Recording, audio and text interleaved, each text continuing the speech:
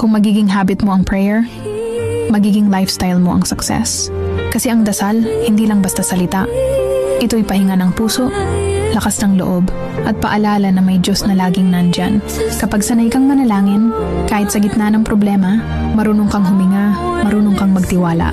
Hindi man agad dumating ang sagot, natututo kang maghintay, at habang naghihintay, hinuhubog ka ni Lord para maging mas matatag, mas marunong, at mas handa sa biyayang paparating.